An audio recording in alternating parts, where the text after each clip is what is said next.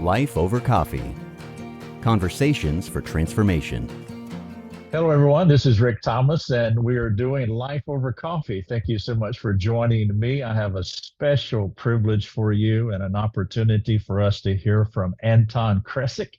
Anton Krecic started a business about a year and a half ago, and I'm not going to step on it. I'll let him promote it and share all the details of it, but I just want to give you this brief intro. The name of it is 7 Weeks Coffee, and he will give you the explanation of how that all came about and what God is doing in his life. Anton, thank you so much for joining me for Life Over Coffee.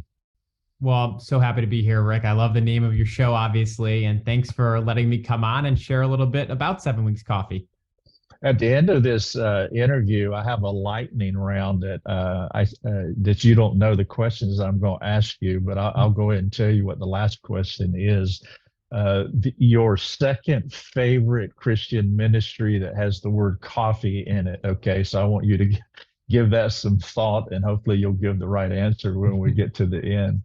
All right, so you're Anton Krecic. You're from Cleveland, Ohio, and you now live in Virginia near D.C. So let's just hit a couple highlights, and then we'll drill down into this. And I want to go in a couple different directions. But first of all, 7 Weeks Coffee, what is it? Yeah, so 7 Weeks Coffee is a pro-life coffee company with a simple mission. To have a tangible impact supporting life-saving services at pregnancy care centers. And we do that by donating 10% of every sale, which is a huge portion of our profits. And just in a year's time, we raised over $40,000 since we got started. And we've been able to support over 250 centers. So it's pretty simple. When you drink coffee with us, you're truly going to be help supporting life-saving services at pregnancy care centers. Yeah, that's excellent. And so what does 7 weeks mean? So when I had the idea for a pro-life coffee company, I wanted to find a way to connect it. And so I found out through the help of my wife, who's a nurse, she said, when is the baby the size of a coffee bean? And that's where the name comes from. At 7 weeks, a baby is the size of a coffee bean. And at the same time, a heartbeat is clearly detectable under ultrasound. So usually a mom is getting the ultrasound between 6 and 8 weeks. And pregnancy care centers provide free ultrasound services as their main way to help a mother actually understand the life within her womb. And so we get to support that through the sale of our coffee. So that's where we get the name. Yeah, that's an outstanding visual. And so if any of you, you go in your kitchen, if you grind your own coffee, just pull out a coffee bean and just look at it. Just look at it and reflect upon what that is. So I love the idea. I love what you're doing. I think it's fantastic. Let me get some dates. Let me get some chronology. Sure. So when did you move to DC from Cleveland? In 2019. So I graduated college in 2019. I really didn't know what I wanted to do, but I knew I wanted to get involved in the political process as a conservative and as a Christian. And I was like, what the place to do that is a DC. So I moved down here then to get an internship, and I've been here ever since. All right, so I want to pin that one because that's one of the paths I want to go down. And now you have a wife now. So you did not have a wife when you moved to DC, is that correct? So when did you when did you meet, engage, and get married? What are those dates? Yeah, so I mean, it's funny how God just moves you into different seasons of life. I moved down here in 2019. I was here for a few months, then get a full-time job offer. And so I go back home to pack up the rest of my life for a few weeks. And during that time I'm back home, I meet my now wife at our church. So the church I used to go back in Cleveland, Ohio, she was there one night, a young adults night, and we really hit it off. But it was funny because I was quite literally moving away permanently. But we hit it off so well, we stayed in touch. And then Christmas and holidays, I was going back, and then COVID happened. I was back for a while, actually. So God kind of used, different things that we were able to, get to know each other. And we dated for over a year and a half. And then we got engaged and married last year. All right. So 2019, you moved to DC, and that's right when what's your wife's name? Krista. That's right when you met Chris. You said she was was she attending your church? She was invited through a mutual friend. So she was not attending like I Okay. was. I grew up at a local church in the Cleveland, Ohio area. Um, from a young middle school all the way through, young adults in college, I would go there. And a friend of mine invited her to her young adults night. The same time I was, there that night. And I was, like I said, I was moving down to DC. So it's funny timing how God puts people in your life at different times, and it worked out great. Yeah, and so the Lord told her that she needed to be at this church because she met you. That's kind of interesting. So my first Sunday at our local church a long time ago, uh, I met my future wife there. It was our first Sunday being there, and that's why I'm joking, tongue in cheek. God told me I needed to be at this church from now on. I don't know if that was the Lord motivated me or my desire to be with this person that I eventually married. So, and then after right when we got married, I started my master's program in biblical counseling.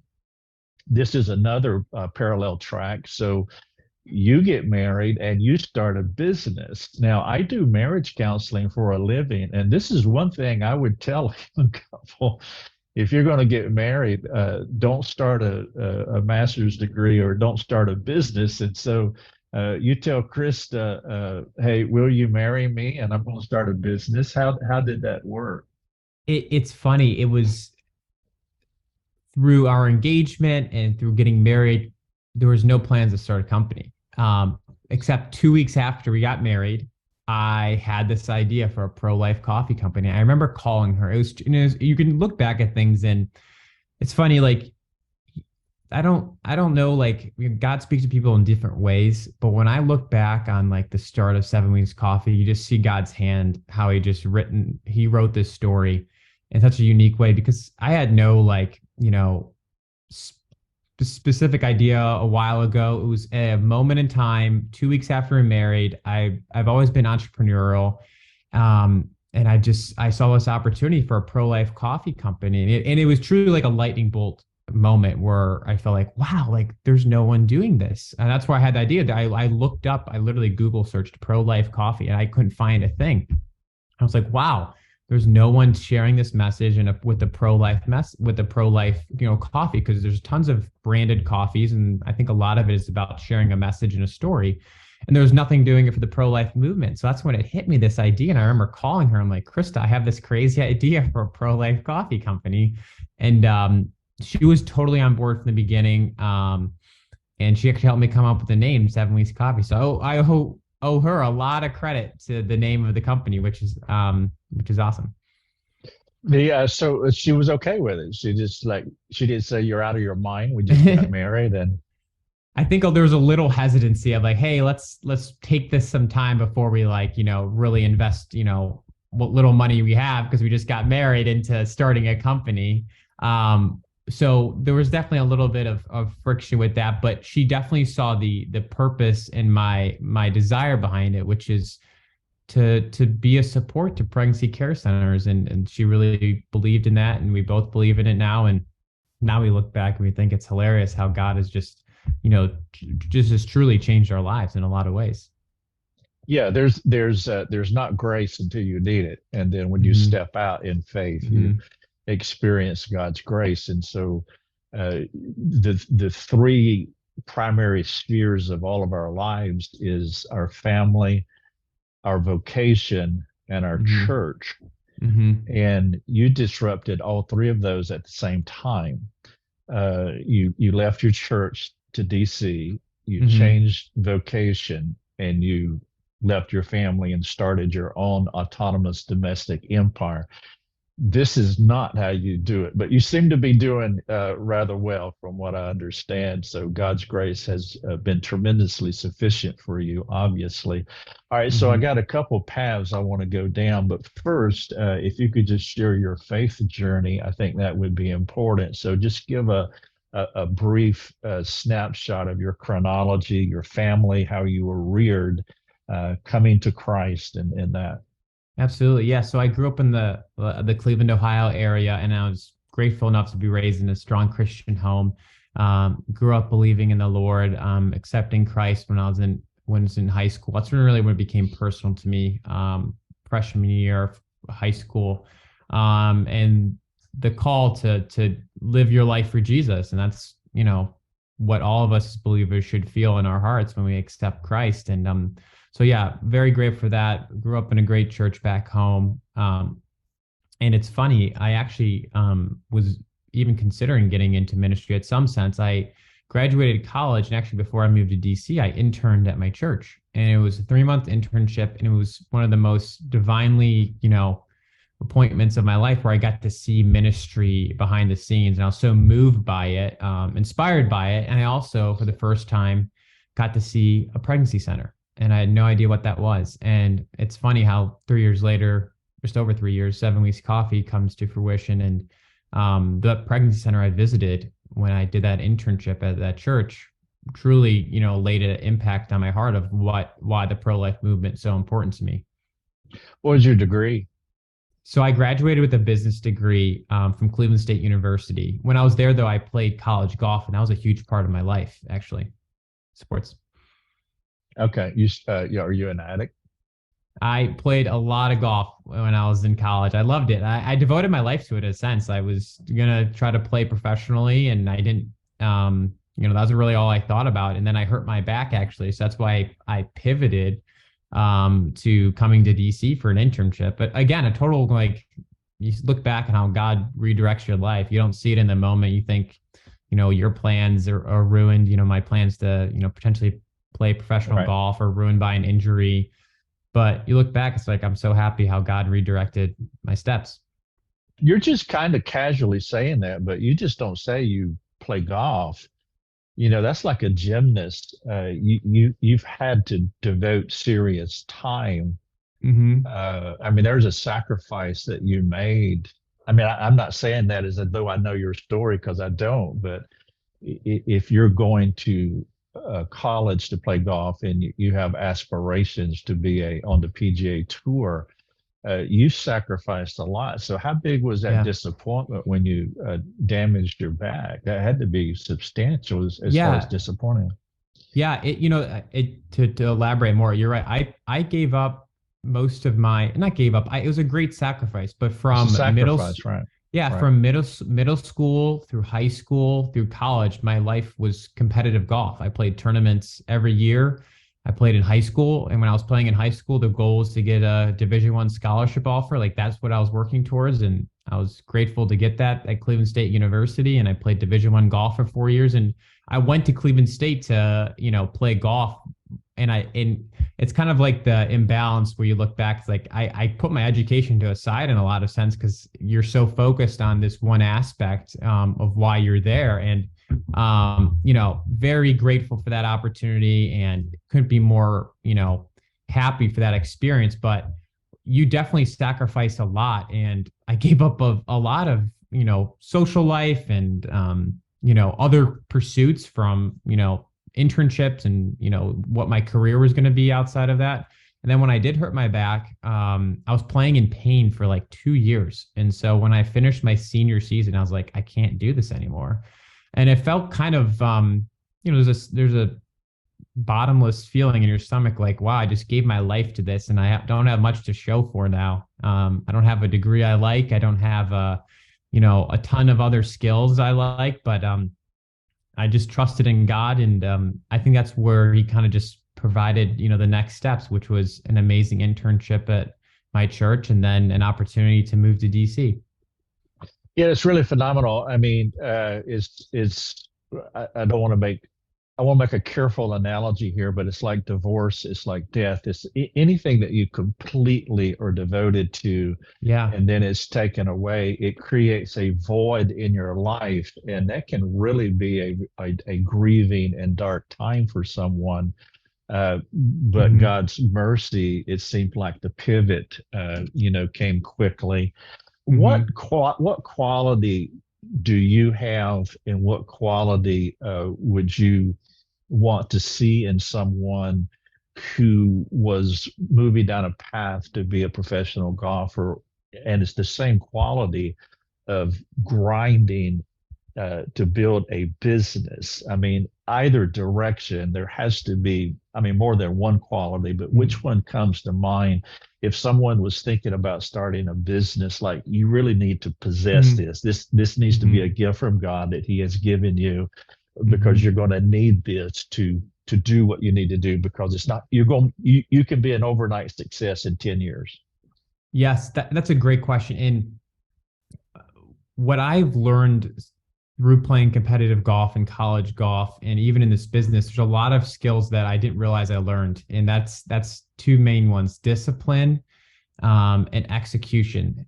Discipline meaning, like, when I was playing college golf, like, my entire college was mapped out. We had our fall season, we had our time, we had to be on time, we had to be at practice, we had to compete, we had to get everything we needed to get done to continue to play. And that's a huge thing I learned, throughout, 8 years of playing competitive golf.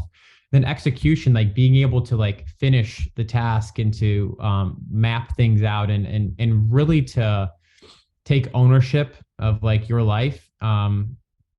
That's why I'm actually, I think sports are such a great tool to obviously minister to. I'm a huge fan of like FCA, Fellowship of Christian Athletes, and eventually down the road I want to get back into it, because I learned so much about life playing college golf and like how to, these behaviors you need to function and to even start a business. But yeah, without being self-disciplined and without having the ability to kind of like execute on your task in front of you, your mission, it's kind of difficult to start your own business. So those are really important skills to have.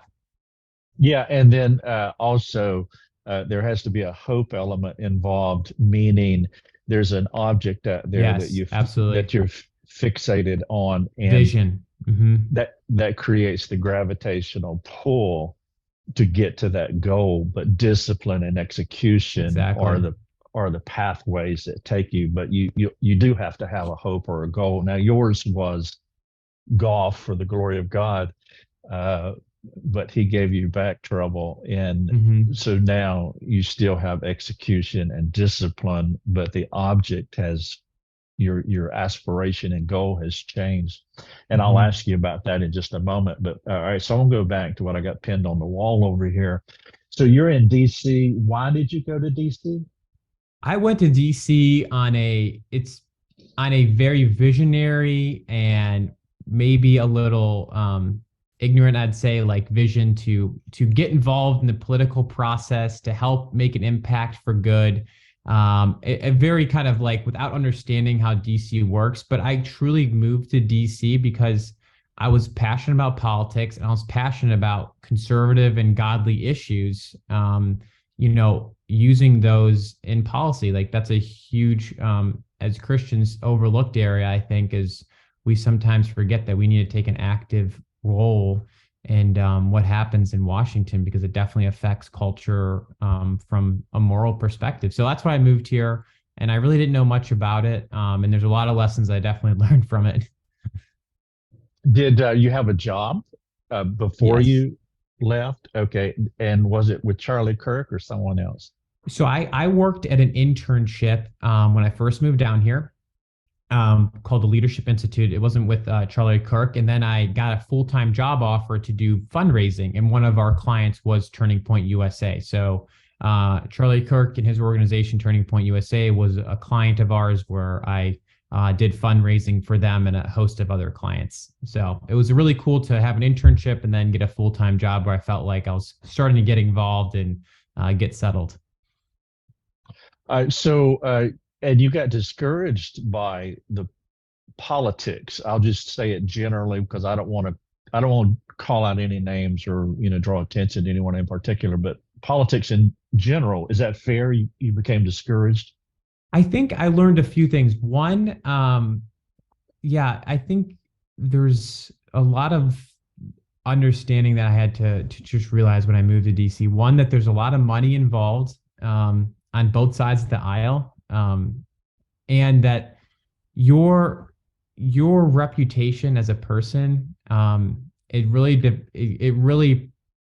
depends on like your resume. If I'm an intern I don't have much to show for, and that kind of puts you at a certain tier. But if you have a better title, a better, a prestigious organization behind you, there's kind of a totem pole to that. And not that it applies to everyone. There's a ton of amazing people here, and I've met some truly amazing, godly people that I respect and want to be more like. But there is a pool, I think, in general, where there's just a lot of money involved in DC, and I think people can get overlooked, and you kind of miss those relationships that you would otherwise have in different places because you maybe don't have a prestigious title or something like that. Yeah, and that's not so much unusual from how life works, as the cliche is, it's not what you know, it's who you know. And Exactly. there's a networking element with, I mean, even within biblical counseling, which is what I do for a living, there's definitely a networking element, and it's hard to get a leg up. Yeah. Who would be one name of like an authentic Christian, like very pleased that I got to meet this person that other people would know? There's a couple people, but when I first moved here, and this is a total God moment, I didn't know a single person. And I didn't know anyone in the area. I didn't know what church to go to. So I was like, I need to find a church at least. So I looked up a church. It's called McLean Bible Church. It's a massive church, biggest church I've ever been to. And I sit down. I end up sitting next to two amazing people who are still very close friends, who are strong Christians and work in the conservative movement. A good advisor of mine, his name's Richard Norman. He owns a fundraising organization raising money for amazing Christian nonprofits and things like that. And he's actually an advisor for 7 Weeks Coffee. But those are probably the couple people I look up to, is like, wow, they've really like spearheaded staying pure to the mission of as Christians and as conservatives, and someone I look up to and emulate. It was a really cool God moment. I love sharing that story with people. Like it's funny who you meet just sitting in the pews. Right. Was there just the slightest temptation towards selfish ambition that if I compromised this, I could, jump 2 steps on the ladder? Is that temptation? Was that something for you? I think there's a tug in everyone's heart. There's no temptation that, I think anyone's, free from, facing. I think it's easy to face that. It's about surrounding yourself with a good community around here. And luckily we've been able to find an amazing home church, have some really good mentors and great friends to stay away from that. But yeah, it's easy to maybe try to get caught up in, kind of how DC operates and works. And as Christians, we want to be, light in that in an arena and in that environment, but not a part of it. That's really something that we always have to be aware of.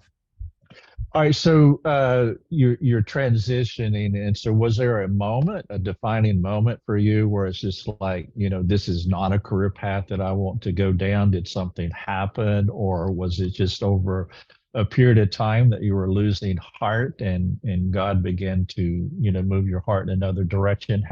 So talk me through that transitional window as you were shifting from political fundraising and marketing and so forth to what you're doing now. I think there was always a tug in my heart that there's something else down the road. And I've always been very entrepreneurial. Like I've always wanted to start my own business. Not that I've ever done that before, but I've always been fascinated by it and interested in by it. So I think the 2 years that I was kind of doing political fundraising, God was actually preparing for me in a sense, because I needed to learn a lot of things. And I'm happy to admit that. Like I said, I played college golf and I gave a lot of my life to that, but not a lot of my life to learning, just skill sets, business skill sets and writing. And political fundraising is a great skill to learn, just how all that works. And it actually has benefited me greatly with 7 Weeks Coffee on how to market, how to talk about your product, write about your product. So doing that for 2 years was an amazing learning experience. And and then obviously, like I said, just being entrepreneurial and having this idea for a pro-life coffee company, it just clicked right away that like, I want to go after this. Yeah, so the seed was planted early on back in Cleveland when you were part of the church ministry and Hmm. visited or had some exposure to pro-life movement, Yes. and now there's disenchantedness with this career path, and so God is now giving you a vision for 7 weeks. Your wife also happens to be Krista, a nurse, so she's in the medical community, and so there's some Hmm. familiarity there. All right, so you start. You say, "Honey, I'm going to start a business." Like, how do you? That's ex nihilo, out of nothing. I mean, how do you do that? It's truly out of nothing. It was once the idea hit me though, I knew I had to like just start somewhere. And I remember um What is just that? What's that step?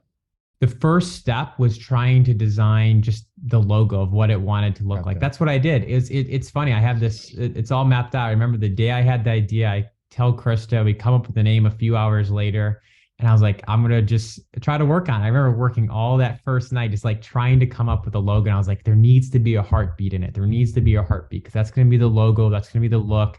I just had that in my head, and it took me like probably a couple of months to really to get down to our final logo, which is what it is now. And then it was step by step. I knew nothing about e-commerce. I knew nothing about coffee. I just was reading, starting an e-commerce company on Shopify, trying to build a website. The first version of our website looked terrible, and you just start with something. It's truly you Right, just start with right. something. And if that's any advice I could give someone, if you looked at our website now and said, how do you get there? I couldn't do that overnight. And I'd said, I agree. I didn't do it either. Like the first version I had was a very, mediocre website at best. We sold two different types of coffee. Um, and we just started with what we had, and then you slowly grow from there. Yeah, I tell people, in fact, I just had this meeting a couple of weeks ago with someone that's want to start a business, and I was talking about logo marketing and websites and so forth. And I said, it's like your furniture in your home.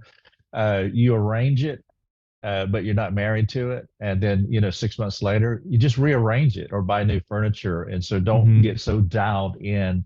We're like on our fourth iteration of a logo. We're on our sixth gen website. And a lot of that's financially driven. I mean, as you have money and then as you Yeah. learn more about it, it evolves. And so you don't have to sweat it. Like I've got to nail it like the first time on the logo, the mission statement, whatever. Mm-hmm. All right, so there you went, and so you're off and running, and you have a website. You're kind of selling coffee. Are you familiar with positioning marketing? Um, Not particularly. No. What do you mean by that? Okay, so positioning marketing it's an old book. I would encourage you to Google it and get it. I think it was written in the 80s, but the idea is that you don't create anything new. Is that what you because we live in an over communicated society, and so the book positioning marketing is just story after story after story of companies that started, and they use this idea called positioning marketing, which means that you don't create something new, but you tag on something that is already in people's minds.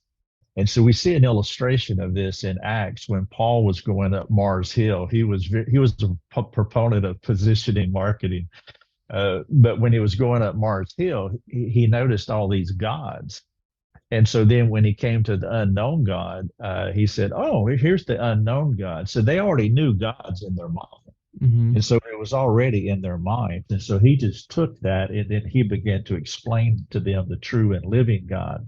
Well, the interesting thing about what you have done, thinking of positioning marketing, is you've taken two ideas that people already know. It's already in their heads. And so you're not Mm-hmm. shoving new information into their minds. And so you're hooking on what they already have. And those two things are coffee, which is absolutely ubiquitous. I mean, you mentioned, I mean, that's why our brand is coffee, because everybody already knows we're not creating something new. It's just two people talking over coffee, doing life over coffee. So you have that positioned in everybody's mind. And then you have the pro life mission, Mm-hmm. the pro life vision. Well, that's already in people's minds too. And so, in my view, your marketing is brilliant because you're already capitalizing on what virtually everybody knows by taking Exactly. coffee and taking uh, uh, abortion and pro-life and putting those things together, and you have a marketing plan, which I just thought it was brilliant. That's why I was wondering if you were familiar with that term of positioning marketing, because you have capitalized on two things. Usually they just capitalize on one. If I could just put one thing in somebody's mind, but you're coming at it from two different directions. It's a wonderful blend, if I could use that pun. So, and so now you had to go find a market. Find a coffee company. So Mhm. who did you land on, and how did that happen? It was funny. We ended up I cold called a coffee company. I wanted to find someone who was, probably, at least Christian or okay with the pro-life mission, because that was important. You want to find someone that, is totally supportive of what we're doing. So I cold called around and I came across Genesis Coffee Labs. They're a coffee roasting company. Where are they? Talked They were in Alaska and they're also in North Carolina. So they have two locations. They're a roasting house. Where are they in And North Carolina? in the Wilmington area. Yep. Okay, on the coast. Okay. And Yep. Alaska, where are they in Alaska? I think it is called Big Lake is the its town. That's where they're originally from. So that's where their original location is from in Alaska, which is funny. Yeah, I cold called someone. I've never been to Alaska. I don't know Right. haven't knew them at all before that. They've become good friends. And then we've been, using them as a supplier ever since. Do you drive? So do you go to Wilmington, or have you met these people? Like, Yeah, oh yeah, we've met a few times in person. Yeah, absolutely. okay, and so your coffee, and they grow coffee in Ethiopia, and that's where it comes from. All right, so Correct. explain to the folks why this coffee is the best coffee and why you have to have this coffee. I love talking about our coffee. It's a huge part of it because when I had the idea for a pro-life coffee company, I was like, I think people would buy it because they're pro-life, but I want people to buy it again because they love the coffee. So we wanted Right. to find a very quality supplier, and that's what we, came across with our roaster. They import some of the best coffee from Ethiopia, which is the home of coffee. We're directly supporting farmers with this coffee. It's called direct trade sourcing, which we're able to pay them a fair and legitimate way. So we're quite literally helping farmers through the sale of our coffee. And yeah, it's truly some of the best coffee you can drink. It's organically farmed, pesticide free, mold free. Most coffee has mold in it. So it's really a clean product, very low acid. And it's our roaster is amazing. He's won awards. So we're providing an amazing quality product. And it's so funny to hear the reviews. Like I love reading the reviews on our website where people say, I bought this coffee just because I wanted to support the mission, but I'm buying it again because I absolutely love it. It's way better than Starbucks. And we love that we're able to serve two needs at once, like providing a really good product that's, way better than most coffees out there, and also serving this great purpose. Yeah, so I'm not familiar. I mean, we grind our coffee. We use Black Rifle coffee, if I could say that. But the reason that we use Black Rifle is because we like that. I mean, from my understanding, they are doing something good. They seem to be have a Mhm. conservative bend, but we're going to try 7 weeks Wonderful. because we like your, and so I'm publicly saying that, but we like causes. I like your model. Your model is it's not just providing a service or a product, but you're actually doing something with it, which we'll talk about in just a moment. But Mhm. we look for organizations that are actually doing good. So it's not just about getting the product, but it's also the good that they are doing. Mhm. But I am not familiar with this concept of mold on coffee. So Yeah. apparently you don't have to state that, but I'm assuming what you're saying is that okay, well, couple things. One, you pay the farmers more than what you have to, and so the farmers in Ethiopia are getting paid better. Mhm. Two, all right, so there seems to be a process, the way that they do the coffee, Mhm. transport the coffee, warehouse the coffee before it ever gets to my kitchen counter that keeps it mold free. So that's the Exactly. thing. Exactly. Yeah, there's a lot to it. If your coffee doesn't say mold free, it easily could have mold in it because that's something you'd want to advertise. I think it's like over 80% of all coffee contains mold. So to be outside of that is something you want to definitely share. And it has a lot to do with the transportation process of a coffee. If you think of coffee, it ships on those large container ships Right. that take 3 months across the ocean. If they're not sealed properly in food stable bags, they will have mold. Like think about like just leaving coffee beans, in just a burlap sack for 3 months in probably what is a very hot shipping container. It's going to get mold and get gross. But ours is all transported in the most safe way possible, food stable bags. So we can definitely certify there's no mold, pesticides, and that's the organically farmed part. So yeah, it's a really clean product, which is awesome. So the Genesis company, what's their mission? They want to, I mean, Yeah. they're doing more than just making great coffee, right? Or Yeah, their whole mission is the source of the coffee. So they're an Ethiopian coffee supplier, the only import Ethiopian coffee. They've been in missions work there, community development for almost 20 years, I believe. They go there every year to meet with the farmers. So it's a very much a relationship to know the people who are growing the coffee, know the farmers. So that's why it's called direct trade, meaning our roaster literally has a direct relationship with them. There's no middleman. And so that's a really cool piece about it. We like to share. It's like, wow, we really get to support farmers and have a really great impact on both sides of the spectrum. yeah. So I'm speaking with Anton Krecic, and you're 26. How old are you? 26 now. Yep. Yeah, he's 26, and so this is inspiration. Also, I mean, I'm an old man, and my generation, we struggle with you. we we struggle I with hear your you. generation, and so yeah, yeah. And so this should give you some inspiration and some hope that there is an army of young folks who love God and they want to do something for God. So that's part of it. But the other part is that there is an eclecticness of opportunity, and what you're doing, your specific iteration, is kind of unusual. Now, what you're doing specifically is unique, and I do mean that word literally. And I think based on your Google search, it is unique, that it is one of a kind. But it should be inspiring for the old folks like me that there are people that really want to do something for God and make a difference in this world. So you started a coffee company. It's called 7 Weeks Coffee because the bean size is that's the size of the child at 7 weeks when that's in the range of getting their ultrasound and the heartbeat and so forth. And so you are selling the coffee. Are you 100% online? Yeah, so it's all online. I think down the road it'd be awesome to have a storefront. Maybe we're in this area where we leave the Leesburg, Virginia area, but right now it's all online. We ship to everywhere across the United States, so you can all order your coffee there.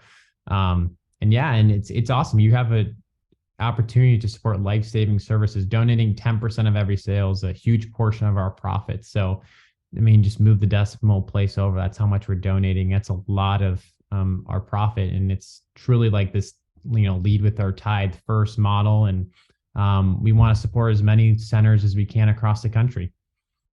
So in the future, you could have a brick and mortar out there, selling coffee. I think that'd be cool. Yeah. Yeah. I mean, I think it is cool. To me, it makes me tired, but you're 26. And so you can, you can do that. And again, because of what I was saying earlier about positioning marketing, it's not a hard sell. People love coffee, and that's our brand too. We do life over coffee. I would love to go to 7 Weeks coffee shop, and do what I do for a living. That would be fantastic. All right, so you sell the coffee, you give 10% of it to now who's on the receiving end of this? Pro-life centers, or are there other? I mean, there's equipment. There's a lot involved in the pro-life industry. So where did the funds go? Some of the places where the funds go.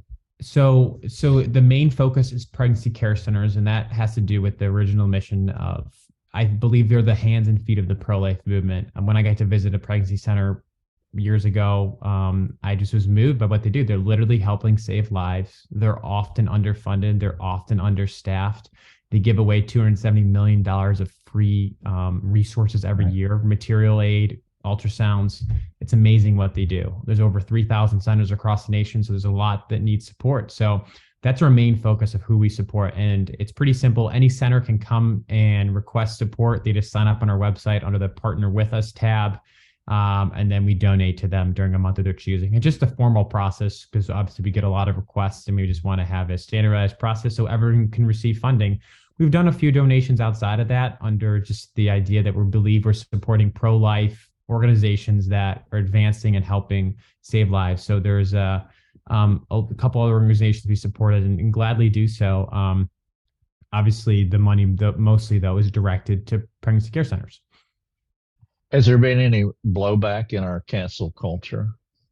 I've definitely gotten the hate emails, of course, and the comments on Facebook, which I don't think you can avoid those now these days. But I think it's funny in a sense because when you're standing for something, that means people are noticing on both sides of the aisle, and it's okay. We have so much support, and that's the most important thing. Like, we live for an audience of one. The whole idea is to honor God with this business and be a steward of it. So, and that's our main focus. So the noise and the cancel culture, we'll just put that to rest. Yeah, it's there. It can take a toll on you, and a person's soul has to be sturdy because nobody likes hate mail, hate comments, and people can be vicious, and we're on the receiving end of that too, and I do understand. But yours would be even more volatile because you are in many ways the pro-life movement is the point of the spear, culturally speaking, and so that's a difficult and potentially dangerous path. All right, so we are recording this. We're early December of 2022. This podcast and video will drop right before the march. Are you going to the March of Life on January 20? Yes, absolutely. We're going to be there all weekend. We are attending the march. We're going to be also have a booth. March for Life has a big expo, so we're going to have a booth there, selling coffee, meeting with people who want to hear about us. So March for Life is a great opportunity. We're going to be a part of that whole weekend. Yeah, I think this is dropping January 16th, and so it'll be a few days before that march. You've been to that march before. What is it like? We went last year, and it's so powerful. You just see the goodness of God with so many people, just so excited, happy, passionate, and absolutely just so poured into this pro-life movement. It was just very powerful to be at with, I think it's hundreds of thousands of people. It's just a sea of people from all over the DC area, from across the country. It's really moving. It's like you realize why you're doing this. It's almost numbing to know what abortion, does every year. I mean, over 70 million children have been lost since Roe v. Wade. Now it's finally overturned. The biggest, culture issue of our day of this year is the pro-life issue, the abortion issue, which is awesome that we get to be somewhat involved in that with 7 Weeks Coffee, and just the idea of like what we're standing up against, and the idea that every life is worth fighting for. And it's just the simple belief that everyone deserves to be loved and have the opportunity to love others. I think those are winning talking points and arguments for the pro-life position. Couple other questions. I want to ask you a philosophical question. We just had the turning of Roe v. Wade. Yeah. So there's no right or wrong answer to this. I'm just curious about your position on it. Some people, we would be no abortion, but the process of getting to that actual position, do you believe it's the wise approach is to try to legislate zero abortion across the board, or should there be an incremental approach where we're winning a little bit at a time because the majority of Americans are at some week or some Exactly. month process? And some say, and again, I don't have an answer to this. I'm just Hmm. asking. Some say let's just fight for zero, Hmm. but there's most Americans are against that, and so that's a Hmm. hard sell. Would it be Hmm. better philosophically to take an incremental approach to get to zero? What's your position on that, or thoughts That's a about that? that's a great question, and I've definitely thought about that. First and foremost, I'm 100% pro-life. I believe life Right, right, starts at conception. Life should be protected from conception. That should be what I believe. The law of the land should eventually be. But yes, the practicalness that not everyone in the country is 100% pro-life, and the majority of Americans find themselves between I think it's like a first trimester ban. So most people say right. most Americans, to be polled, would say abortion should be legal up until the first trimester. So with that, we have to realize that now abortion is a 50 state issue. There's 50 states with 50 different legislatures that have different opinions on what they can advance in their states. Some states can vote for, no abortion, abortion bans, which is awesome. Save the life of the child from conception. We want that, but not all states can do that. And so I definitely fall in the position we need to find the most winning pro-life legislation that can be turned into law. And so that means Okay, there's incremental steps you need to take to do that, okay, because it comes down to the practicalness of the political process, which is right. not every state would be able to pass an abortion ban. Yeah, yeah. I'm probably leaning that in that position.